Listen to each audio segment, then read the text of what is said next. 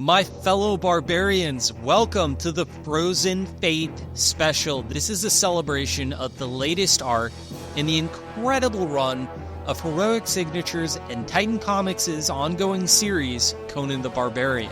And today on the show we have mastermind Jim Zub and the incredibly talented, legendary Doug Braithwaite here to break it down for us. Like and subscribe. This is the place to have your voice heard, to communicate directly with the creators, stay in the loop, and learn more about Conan.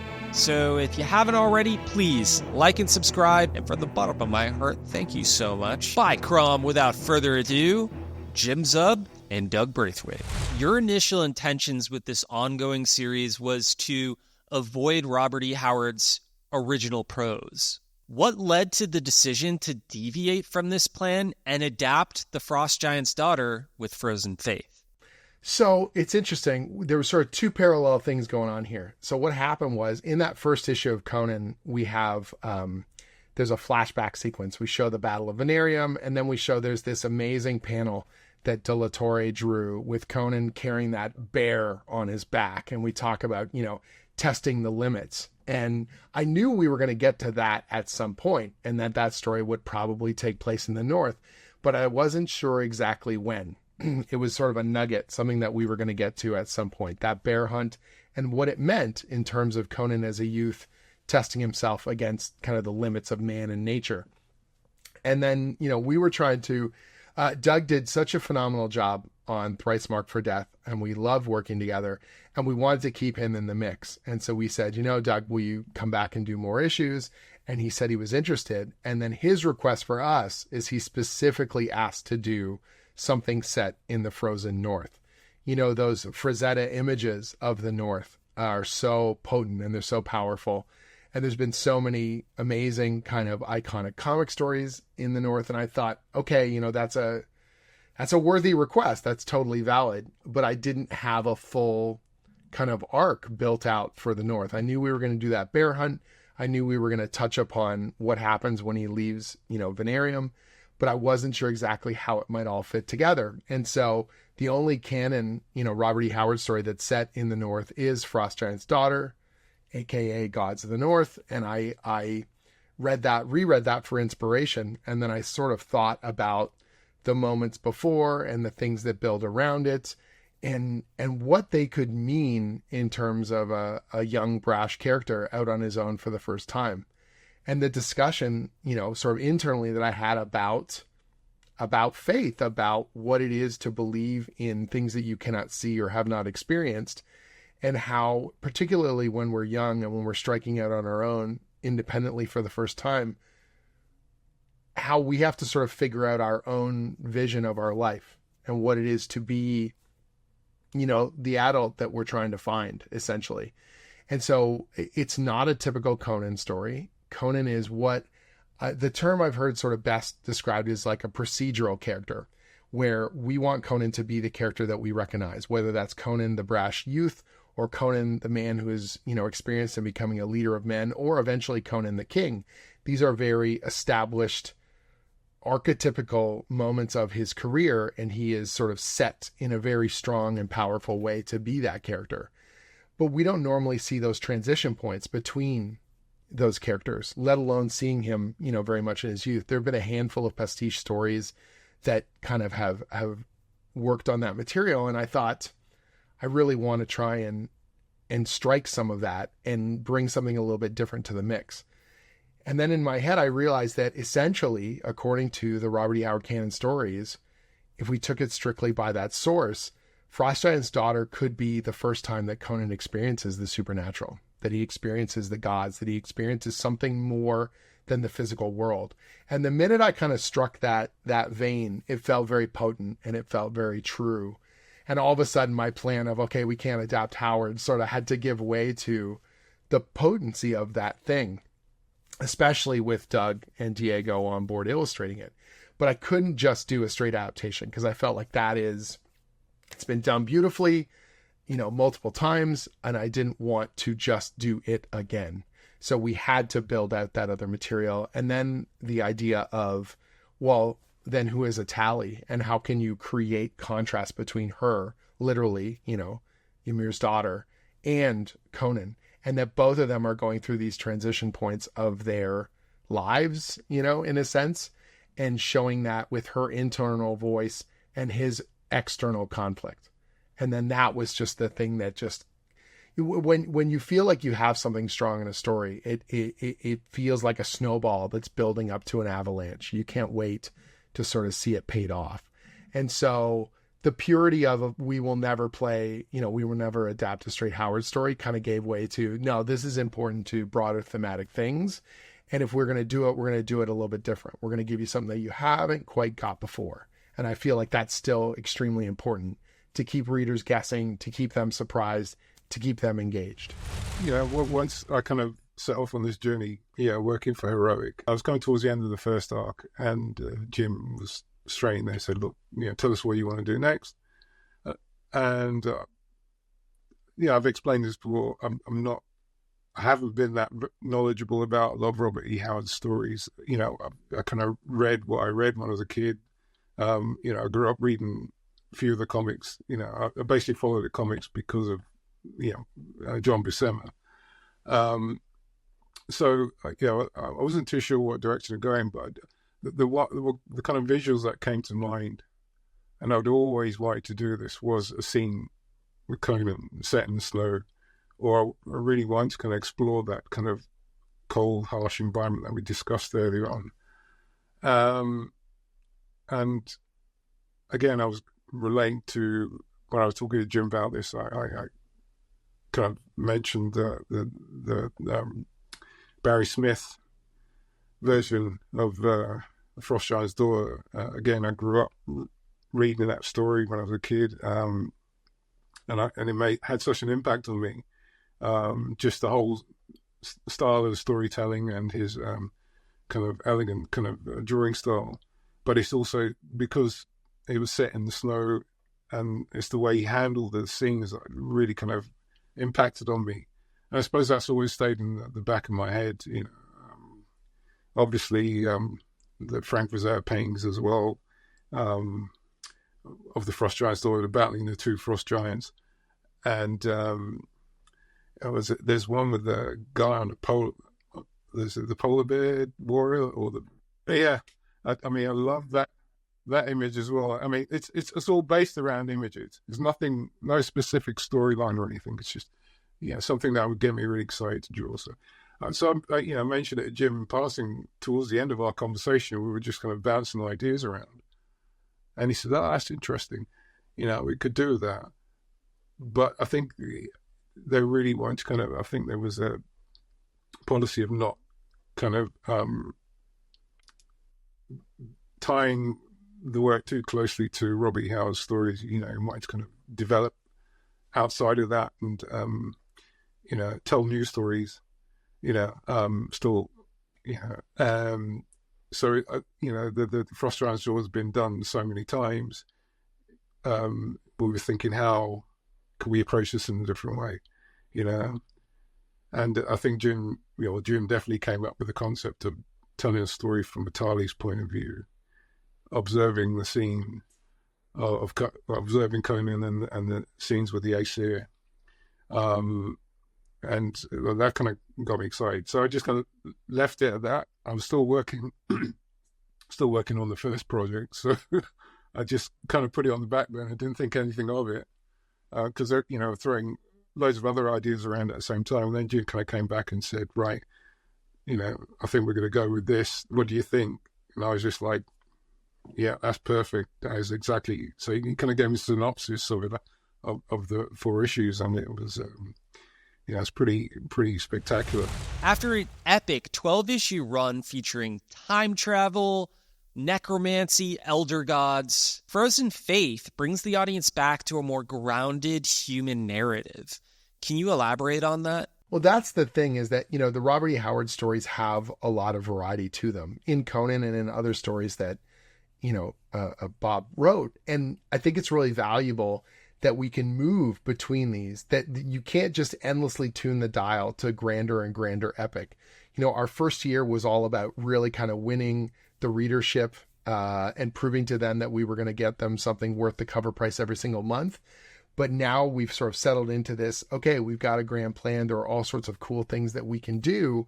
How do we mix it up? How do we create contrast?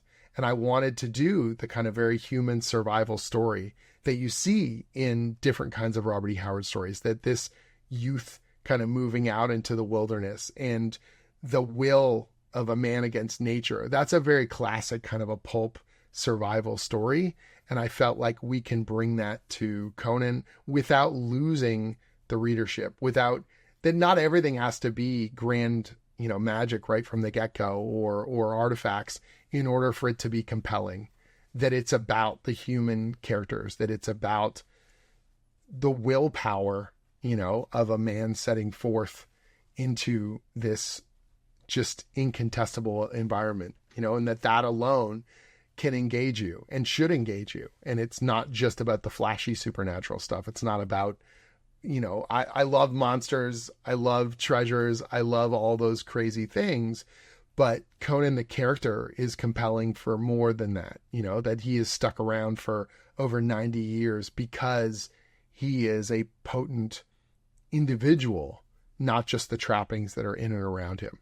And so the more we can sort of drill down and show you why he is such a survivor, why he is so courageous and engaging as an individual, then that it just makes all the other stories, feel that much richer if we do it well. Again, we conjure images of Atali. You're thinking something quite elfin, quite mythological, in her appearance, quite ethereal. But I wanted to incorporate certain elements of that into her look. Didn't want to make it look too cartoony, but at the same time, I wanted to look quite otherworldly. I didn't want to kind of dumb her down in any way and just give her obvious kind of tropes that people would be able to kind of latch onto. She needed to kind of really stand out. I was going for something more kind of ethereal initially, but then she switches when she gets angry. And you see another side of her, which is quite ferocious and can be quite demonic, Part 1 of Frozen Fate features a younger Conan questioning his ancestors' worship of Crom. Why did you feel it was necessary for Conan to explore the ideas of faith in this particular point in time? I wanted the first year of the series to really have a feeling of a journey, that we take you in the zero issue, our prelude. We show the Battle of Venarium, we show Conan's curiosity being piqued, and then heading forth, into the snow. There's that wonderful, sunrise kind of moment as he's stepping out into the mountains, into the great unknown. Both symbolic of like, hey, we're at a new publishing venture. This is a really cool moment. We're on the precipice of something grand. And then we show you a grand adventure over 12 issues. But that original moment, that wanderlust and the will it takes to be the person that would step forth into the wintry unknown and find your fate, I felt like there was more there, that we could dig deeper and we could find something out. And part of that has to be, you don't leave home if you're settled. You don't leave home if you have all the answers about what life can be, about what the world is about. We want to explore because we want to take in more of the world, of other attitudes, of other lives, of other cultures, of other faiths. And so to me, it was like implied in the work was that Conan is a wanderer and has wanderlust, that he can't stop, that he must see as much and partake of as much and have these experiences. I mean, this is the character, who says that he burns, with life, and he wants to sort of drink the wine of life, like the speech that he has in Queen of the Black Coast, where, he will slay, and be content, that he wants to have these experiences and he will find them all. That was so important to me to sort of explore that idea of it. And so to set up the questions, and the biggest question is, what do you believe? What do you believe life is? What do you believe is beyond your senses? And when you're young and you start to have your own independence, in some ways you can look at your parents and you can look at their their faith or their ancestors or their obsession with history and say, you're trapped by this. You don't. I'm going to break away from what has been because I need to be my own person. But the further you go away, the more you realize, whatever your culture is, whatever your ancestry is, it's a part of you that you're going to carry it with you. And you have to come to terms with it in some way, shape, or form. Whether agree or disagree, whether you make a distinct break from it or you embrace it, wholeheartedly, or whatever kind of degrees between. And I had never read a Conan story like that before. And it scared me a little bit because we're sort of pushing on the very edges of the lines of expectation. Can Conan question Crom? And it's like, yeah, I think you can. I think that makes for good narrative. I think that makes for compelling storytelling. And it gives us a reason to go into a period of the character's life that's more than just, all right, he's going to go kill a bear and he's going to feel strong. Yeah, I was trying to kind of expand that moment that we saw in the first issue. And it was just like 2 frames, I think it was. Conan approaching the bear, and then the next shot would be him carrying the bear on his back and walking away.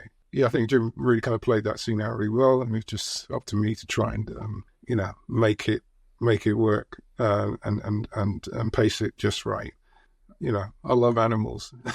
So it's a bit weird.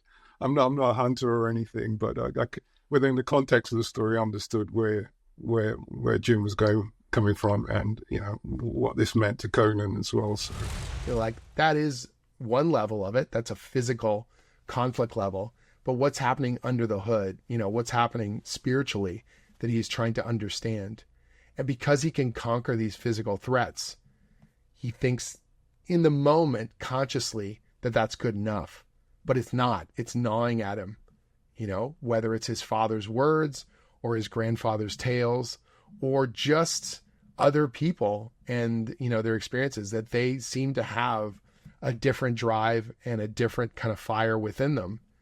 And what's great about Frost Giant's Daughter is it becomes this potent way for us to test our character. A character is only as good as the conflicts we put them up against. If it's just about them kicking ass, no matter how cool they are, at some point, it's not enough to really feel, visceral. And I want it to be month to month to month. You want to pick up the comic.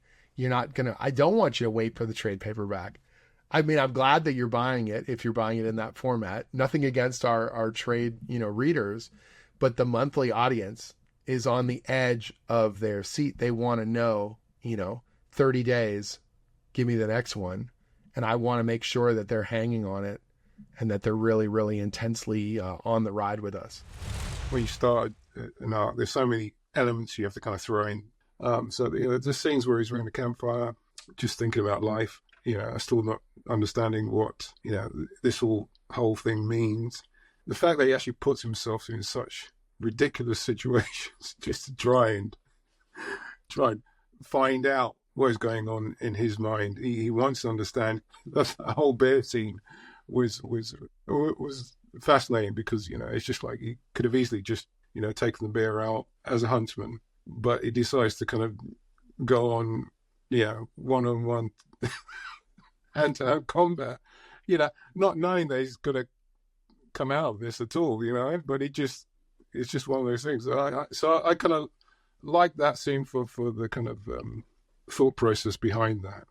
Not because of the kind of visceral nature of it, but because, he's trying to still try and work things out. In part 2, The Daughter's Gaze, the story is narrated by the goddess Atali. What motivated you to make the significant shift in narrative structure?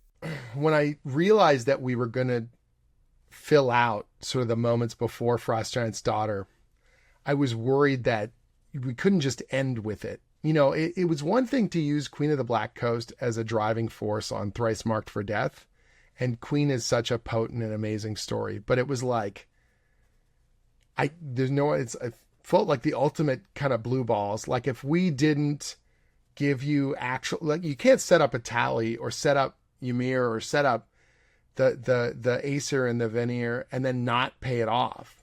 I didn't want the story to end with, all right, and now he's in the Vanir camp and, oh, look, there's a storm, or, oh, there's a battle, and on to the next one. Like, that felt like that would be so dramatically unsatisfying. And so now we're locked in, okay, we're going to do Frost Giant's Daughter. We're going to do the thing I said we weren't going to do. We're going to adapt the story. But can I give it anything different? Can I lift it in some other way, or surprise you as a reader, surprise myself and sort of challenge myself? And the more I thought about Atali, and then I thought about this contrast between the two of them, that Conan is venturing forth and trying to find a part of himself and understand something about himself. And Atali is changing as well. I had this vision of her not just encountering Conan randomly on the battlefield, but this idea of her kind of breaking her father's rules. And that became really interesting to me. It was a little piece. I was like, oh, how long has she been watching Conan? Oh, wait, she's not watching Conan. She's watching the men. She's watching the Aesir, and she's been watching them for a while. And as soon as I found that, I was like, I want to know what she's thinking. That really that was the button push that made it all kind of work for me. And I realized we were going to change things because we've been doing this third person omnipresent narrator, very classic Conan, which I think is valuable to the voice of the comics. I think it speaks to a certain Bronze Age era of the comics that I love, but that doesn't mean it's forever, that we have to do that on every single chapter. And so I said, okay, we're going to make a distinct shift. We're going to choose to have an internal voice instead of that external narrative voice. So we better make it worthy.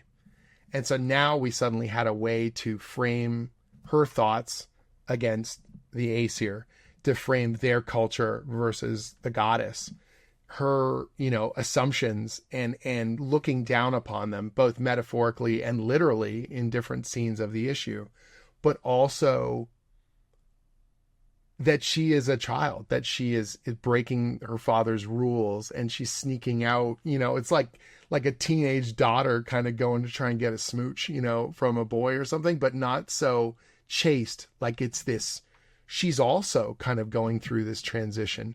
She says in issue 15, an internal voice, that she is his daughter, but she is no longer, the girl. Like she is becoming something more. She has needs and wants and desires that she is trying to sort of understand herself.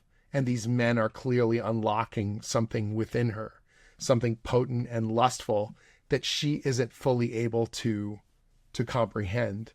And as a goddess, the way I look at the gods and the goddesses and deities in the Hyborian age, some of them are like Ymir, who we never see in the story. He's like a force of nature, literal, and he's a storm, or he's this explosive light in the sky.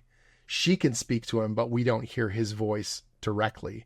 It's inferred and symbolic.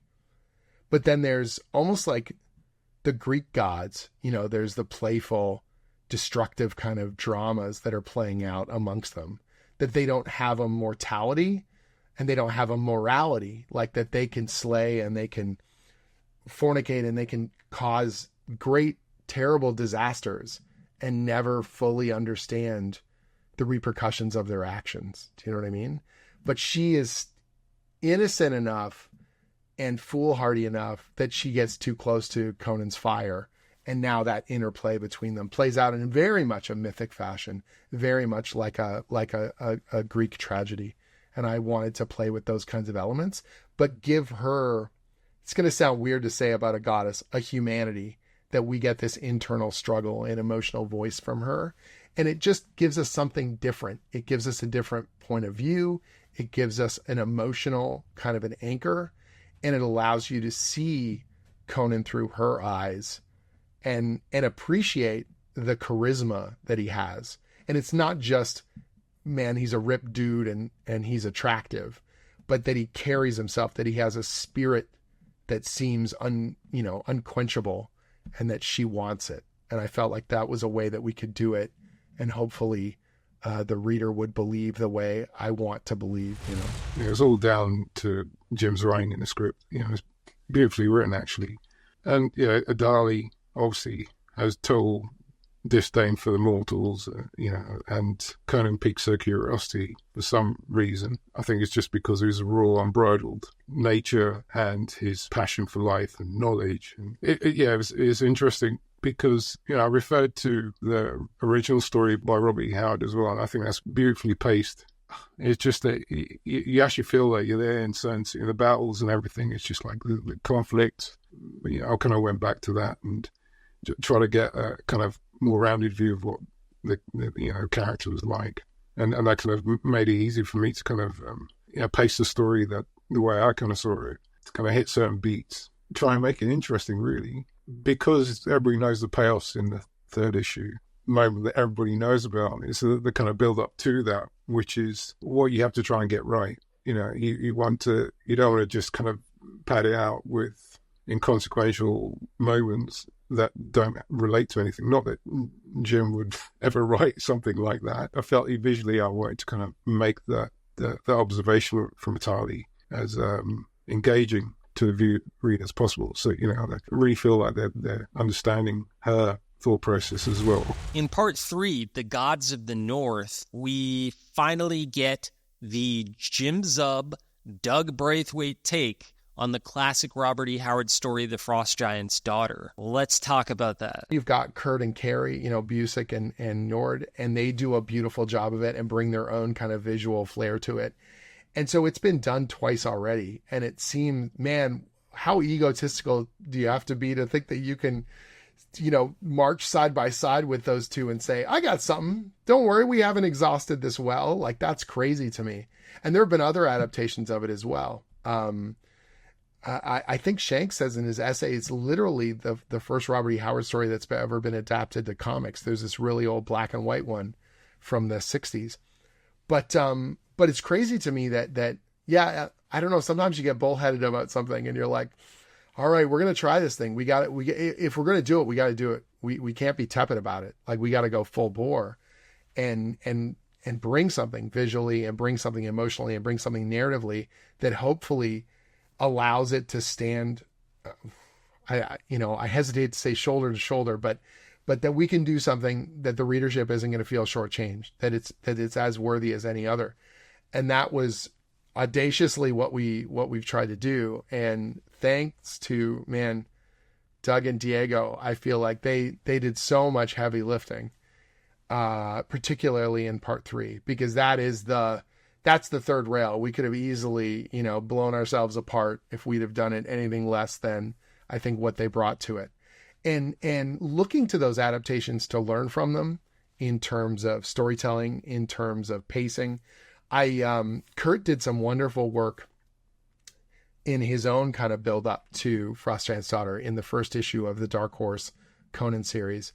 And I did a bit of a tip of the hat. If you look in the credits to the second part, in issue 14, you'll see there's a special thanks to Kurt Busick. And it's not like I reached out to him. What it was is I was looking at his scenes, and there was a couple bits of dialogue that I felt were really potent. And I just, rather than me trying to dance around them, I said, look, Kurt did it great here. I've got a similar situation with Conan talking with the Aesir.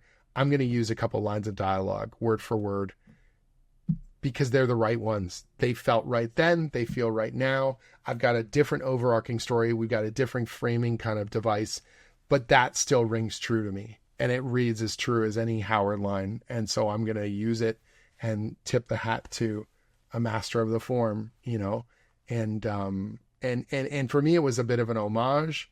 And if you're a hardcore collector, maybe you pick up on it, or maybe you don't until you see this, this interview. But that we stand on the shoulders of giants, both the original Howard work and these previous adaptations. Frost giants. That's right. We stand on the shoulder of frost giants, buddy. And that's what's cool about it. That it's not about trying to pretend those things didn't exist. It's about saying, man, we're part of this great long legacy of pulp storytelling and sword and sorcery. First and foremost, Robert E. Howard, by a long way. He's a real driving force to the way I went to kind of visualize powerful descriptions of certain scenes, and particularly the battle leading up to the Frost Giant's daughter's chase. I tried to reference as much as I felt was necessary for me to kind of get a feel of how other people approached it as well, but without referring to it, if you see what I mean. So, to Mark Waid and Carrie Nord's version, which is really nice, and it was, Karen was a wonderful artist. I didn't want to kind of be too influenced by what I was reading. I wanted to kind of hark back to the Roy Thomas, Barry Smith issue, because that was so impactful on me when I was a kid. I kind of absorbed as much as the information I needed, and then I just, you have to basically put it to one side and tell the story the way you want to do it. So what you see is my interpretation of the story, and I think that's the only way you could do it, really. So the conclusion of this story, The Hidden World, brings a significant shift in young Conan's perspective. He now approaches the supernatural with an open mind and a newfound belief in Crom. How does this major revelation open up new storytelling possibilities for the Cimmerian's future? I needed to get Conan from the audacious youth who thinks he knows better to the, when Conan talks about the gods in Queen of the Black Coast, when he's on the deck with Belit and they're talking about Bel and Mitra and all these other gods. And Conan is very kind of, he believes in the gods and he would not tread on their shadow, as he says. I needed him to get to that point that he understands there are things greater than himself and that he does not think he is insignificant, but he also knows there are wheels within wheels and there are entire cosmic forces outside of his understanding, and he will live and he will, laugh and he will slay. But these things are out there, and understand that you are just one part of this larger kind of vast, unknowable world. And so for me, that was a real evolutionary point. If anything, Conan roughly gets split into these three eras: the youth, the veteran, and then the king. But I felt like the youth, we could even gradate it further. You've got the really, really foolish, brash youth, and then you have the kind of growing confidence, the one that becomes the thief of the, Tower of the Elephant or God in the Bowl or something like that. And I felt like we could show a little more of that transition point. And sort of echo, I think, any of us as you come into adulthood and you're questioning things about what you've been told and the life you've lived, and then making decisions about what you embrace and what you leave behind. That there's something true about that, and that we can tell stories just like Robert E. Howard. The reason why his stories last is because they are about bigger things than just swords being thrust into monsters and very attractive women, wrapping their arms around a strong guy. That is not the sum totality of them. There are a lot of other characters that have those surface traits, but we do not celebrate their work. And the reason why is because this is about civilization and savagery. It's about mystery. It's about grander things of survival and self-definition. And that's why we see ourselves in Conan and in the Hyborian age. Conan is still burning heads. He's still trying to rationalize believing in Crom or ghosts or whatever. But I think that the whole situation with Atali completely rocks his whole world, and there's no backing out from it. There's no denying what's in front of him. When he first meets Atali, he's still trying to rationalize what he's looking at. So there's so many kind of elements to the story that Jim's kind of amazingly kind of wove together, and it just feels just natural. Just it goes from one moment to the next, one dynamic to the next. It's been a joy to draw. Actually, it was a bit of trepidation at the beginning because you don't want to be cliched or anything, but Jim's story doesn't allow you to do that. He's throwing in all the elements, all different elements in there, which are I think the reader's going to really enjoy. Well, this arc was absolutely incredible, and it makes us wonder, is there any Robert E. Howard stories out there that you'd like to adapt that you don't currently have plans for? Oh, man, I don't know. It's so hard. Like, I know we're going to be using other Conan stories as fuel for future movements in sort of the grand kind of myth that we're building out of the stories that I want to do. I don't want to say all of them because I want to be able to surprise people with them. And so it's hard, right? Like you want to hit all those high notes. You want to really, really dig in. I have not written a Conan story with him as a king yet. And I've got a few of them in mind.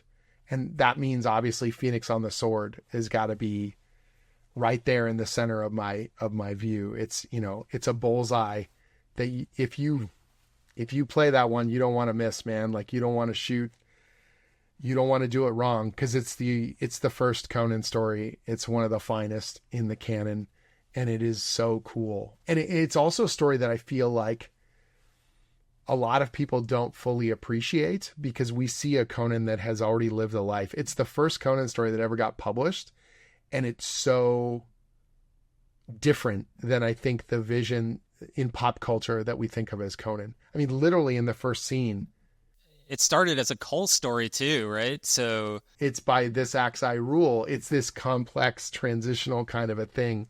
It's this weird thing that caught fire for Robert E. Howard that he probably never expected would have turned into this unbelievable bonfire of creativity and, you know, storytelling. Who could ever have imagined, right? Even Conan in that opening scene where he's filling in the map, and he's a learned man. Like, he's not book learned in the classic sense, but that he has lived a life, and he knows things that even the scholars don't know in Aquilonia. Do you know what I mean? Like, that's a cool note to kind of open, that he's a leader and he is a warrior and he's all these things. And so many times, because the vision of this ripped dude with weaponry, you know, with a woman on his arm and all that kind of stuff, the brute, I feel like, is the most misunderstood aspect of Conan. It's not that he can't be a brute or that he is not a monstrously powerful warrior. It's that there's more going on, you know, up here, both intelligently and emotionally, that you can't become a king just with pure killing, and you can't run a kingdom without guile and without a sense of what it is to lead, you know, in a kingdom of men. And that's a quality that I have not yet explored. And so whether that's Phoenix on the Sword or Hour of the Dragon or Scarlet Citadel, you know, there's something there that I really want to dig into. And I don't know if that means adapting one of those stories or moving between them, but there's something there. I got to get my hands on the king and really bring something to the fore with that's worthy. And I'm in all the best ways, I'm excited and intimidated, as I should be, you know. Now that we've seen the Gods of the North, is it possible that Crom himself may appear in the future? I mean, I know Jason and Mahmoud did it in their Marvel run. They had a moment where you sort of see the god in the clouds beyond the mountains. I feel like Crom is more like Ymir, where he is a force of nature, and I don't want to humanize him. I don't want a booming voice. I don't want a verbal... It almost limits the god. Do you know what I mean? I had a moment in my first draft of issue 15 when Atali is enraged. She gets away from Conan for a little bit, and before he comes jumping out to attack her, I had a draft where Ymir spoke, and Atali is talking to him, and he says a few, not much, but he says a few booming kind of responses.